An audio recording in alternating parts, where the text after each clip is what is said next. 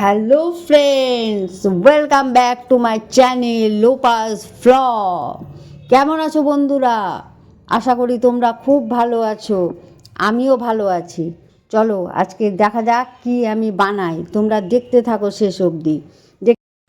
তো দেখো, এখানে প্রথমেই নিয়েছি পনির পনির নিয়েছি, পনিরটাকে কাটবো।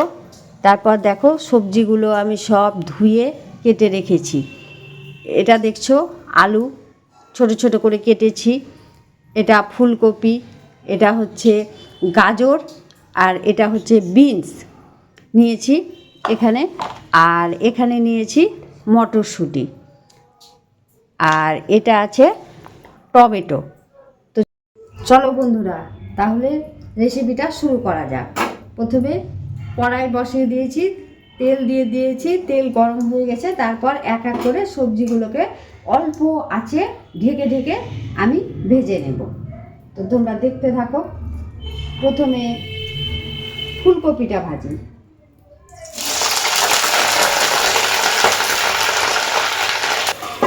ঢেকে ঢেকে ভাজবো, যেহেতু হালকা সেদ্ধ হবে। দেখো বন্ধুরা, কত সুন্দর ভাজা হয়ে গেছে। মাঝখানে কপিগুলো যখন হাফ ভাজা হয়েছিল, আমি তখন আলুগুলো দিয়ে দিয়েছিলাম একসাথে, দুটোই খুব সুন্দরভাবে ভাজা হয়ে গেছে। এবার আমি তুলে নিচ্ছি। তোমাদের অনেকের মনে প্রশ্ন হতে পারে যে পনিরটা আগে ভাজলাম না কেন, কিন্তু আমি মনে করি পনিরটা পরে ভাজাই ভালো। এই কারণে অনেক সময় পনির কিন্তু কড়াইয়ে ছেটে যায়, তখন অন্যান্য সবজিগুলো ভাজতে খুব অসুবিধে হয়, কালো কালো হয়ে যায়, আর তেলটাও কালো হয়ে যায়। সেই কারণে আমি পনিরটা সবার শেষে ভাজব। এবার আমি এই তেলে গাজর আর বিনসটা ভেজে নেব। আর মটরশুঁটি তো ভাজার দরকার নেই, তোমরা সবাই জানো।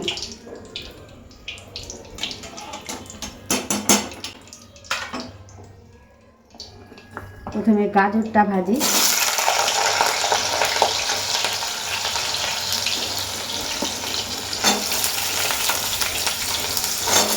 গাজরটা যখন অল্প ভাজা হবে, তখন তার মধ্যে আমি বিনসগুলো দিয়ে দেবো।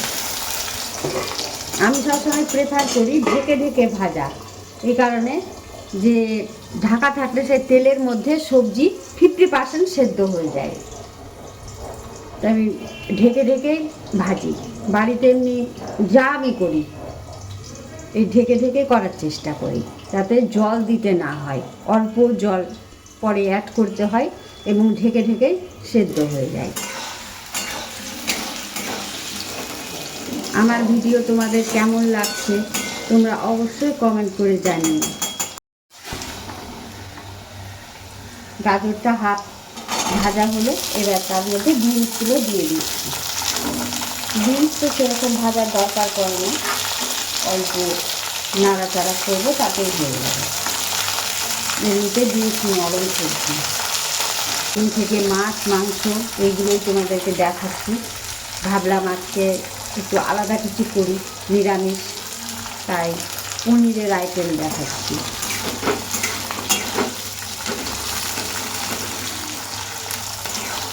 পনির অনেক রকমের রান্না করা যায়, এটা আমার পদ্ধতি, আমি এইভাবে করি। এভাবে করি, আবার অন্যভাবেও করি। তো এটাই আজ তোমাদেরকে দেখাচ্ছি, তোমরা দেখো কেমন লাগে, বা তোমরা বাড়িতে ট্রাই করো কেমন হয়। অবশ্যই তোমরা কমেন্টের মাধ্যমে আমাদের জানিও। পনিরে সাধারণত পেঁয়াজ রসুন এসব তো কিছু যায় না, একেবারে নিরামিষ।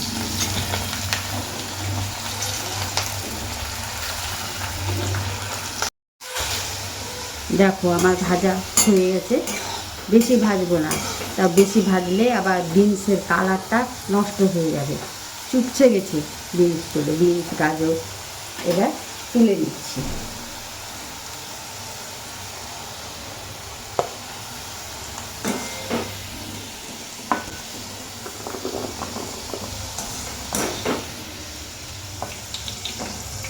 আর ওই তেলে আমি পনিরগুলোকে অল্প ফ্লেম করে ভেজে নেব। একদম লো ফ্লেমে রাখলাম। আমরা পনিরগুলোকে অল্প ভেজে নেব, বেশি ভাজার দরকার নেই। দেখো তোমরা একটা জিনিস বুঝতে পারছো তো, পনির দেওয়ার পর যেমন অনেক সময় হয় ছোটো ছোটো টুকরো পড়ে যায়, সেইগুলো কি হয়, সেগুলো পুড়ে যায়, পুড়ে তেলের সাথে নিচের তেলটা একেবারে কালো পড়ে যায়, নিচে অনেক সময় ধরেও যায়। এই কারণে পনিরটা আমি শেষে ভাজি। দেখো পনিরটাও আমার ভাজা হয়ে গেছে। আর দেখো কত ছোট ছোট এই যে গুঁড়ো গুঁড়ো হয়ে আছে, এইগুলো আগে যদি ভাজতাম পনিরটা তাহলে ওইগুলো একেবারে কালো হয়ে যেত। এই কারণে পনিরটাকে লাস্টে ভাজছি। এবার আমি তুলে নেব। দেখো সেই তেলেই পনিরটা ওঠানোর পর আমি দিচ্ছি গোটা গরম মশলা। দেখো তেলটা কত কালো হয়ে গেছে ওই পনির ভাজার জন্য।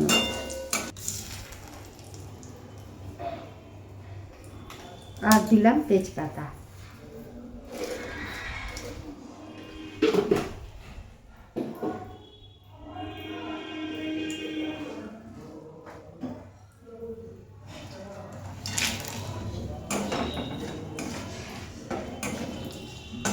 এবার মশলাটা দিয়ে দিচ্ছি।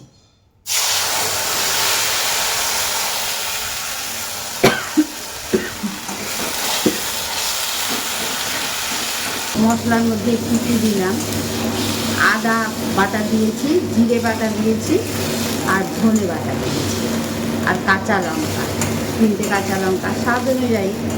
কারো যদি ঝাল পছন্দ সে বেশি দিতে পারে, কারো ঝাল যারা খেতে পারে না সে অল্প দিতে পারে, সেটা নিজস্ব স্বাদ অনুযায়ী। তার সাথে অ্যাড করবো মশলা।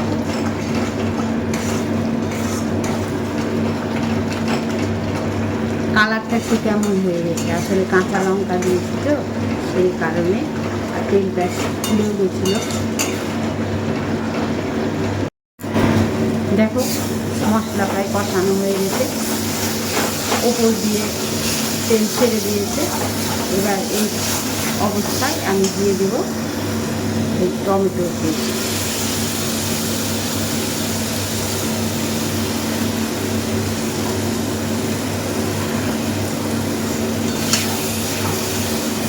টমেটো পেস্ট দিয়ে ভালো করে আবারও কষাবো। অ্যাড করবো কাশ্মীরি লঙ্কা গুঁড়ো কালারের জন্য।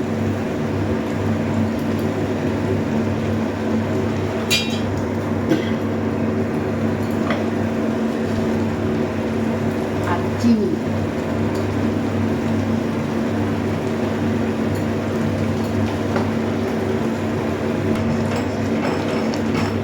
কিন্তু পনিরের আইটেম একটু মিষ্টি মিষ্টি হবে। আমি কষাতে থাকবো যতক্ষণ না পুরো কাঁচা গন্ধ, টমেটোর গন্ধ সব মরে যায় এবং তেল ওপরে উঠে আসে।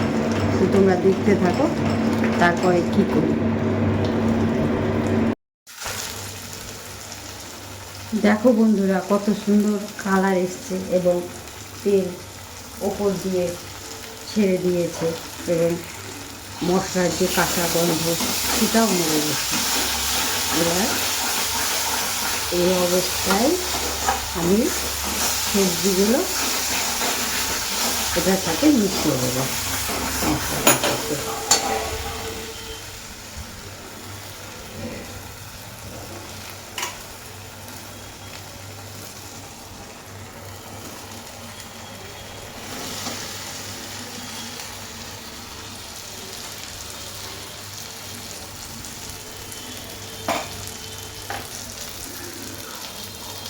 ফুলকপি আর আলুটা দিলাম, এগুলো সেদ্ধ হতে একটু সময় লাগবে। অ্যাড করে দেব বিনস আর গাজরটা।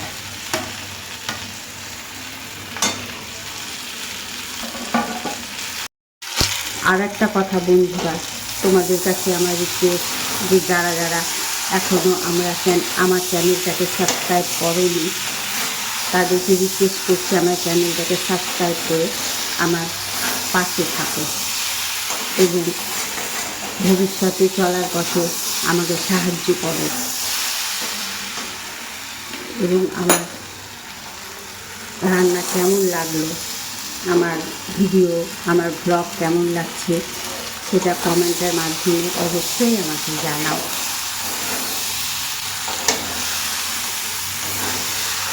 এবার পুরো কষানো হয়ে গেছে, সেই অবস্থায় আমি মটরশুঁটি দিয়ে দিলাম। এবার কয়েকবার নেড়েই আমি অল্প একটু জল দিয়ে দেবো, কারণ অলরেডি সবজিগুলো সেদ্ধ হয়েই আছে। আমার রান্না প্রায় কমপ্লিট। এবার দেখো পুরো আমার সব সবজি ভালোভাবে সেদ্ধ হয়ে গেছে। এখন আমি অ্যাড করব পনিরটা। দেখো কত সুন্দর কালার এসছে। এবার পনিরটা আমি অ্যাড করে দেবো, যে পনিরটা ভেজে রেখেছিলাম সেই পনিরটা অ্যাড করে দিচ্ছি। তারপরে ছোট্ট একটা কাজ আছে,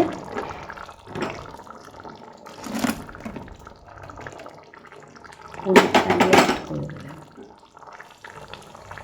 এবার গ্যাসের ফ্লেমটা আমি বাড়িয়ে দিচ্ছি।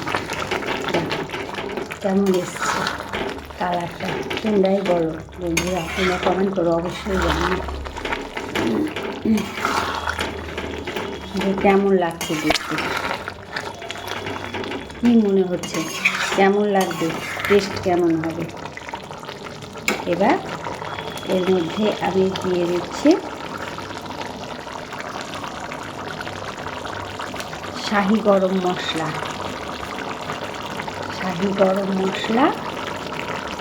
আর রাধারানী মশলা, ঘি আর গরম মশলা। ব্যাস, আমার রান্না একেবারে কমপ্লিট। দেখো কেমন হয়েছে।